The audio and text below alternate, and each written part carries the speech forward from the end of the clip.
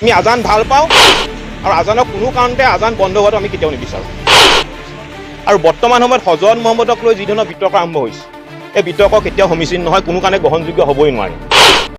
হজৰত মহম্মদ আমাৰ প্ৰতিজন অসমৰ খিলঞ্জীয়া অসমীয়াৰ হৃদয়ত আছিলে, আছে আৰু ভৱিষ্যতেও থাকিব। ইয়াক কোনেও মুচি আঁতৰাব নোৱাৰে, ইয়াক কোনেও মুচিব নোৱাৰে, সঁচা কথা।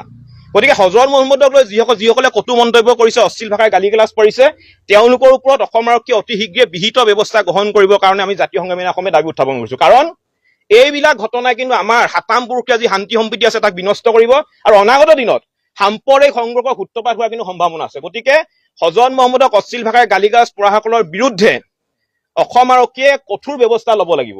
দ্বিতীয়তে আমি আৰু এটা কথা ক'ব বিচাৰিছো, এতিয়া আজানক লৈ বিতৰ্ক হৈছে। কিছু মানুহে বা কিছু সংগঠনে আজান বন্ধ কৰিবলৈ দাবী কৰিছে। এতিয়া নামঘৰত দবা কোবাই আৰু মছজিদত আজান দিয়ে, কি কাৰণে দিয়ে? যে ভগৱানক মনত পেলাবৰ কাৰণে সোঁৱৰাই দিয়ে। ইমান এটা সুন্দৰ চিন্তাধাৰা। আৰু এই ধৰণৰ মানুহ কিছুমান যিসকল মানুহে আজানৰ বিৰোধিতা কৰিছে, আজান বন্ধ কৰিবলৈ দাবী কৰিছে, তেওঁলোক মূৰ্খামি বাহিৰে বেলেগ একো হ'ব নোৱাৰে। আমি আজান ভাল পাওঁ আৰু আজানক কোনো কাৰণতে আজান বন্ধ হোৱাটো আমি কেতিয়াও নিবিচাৰোঁ।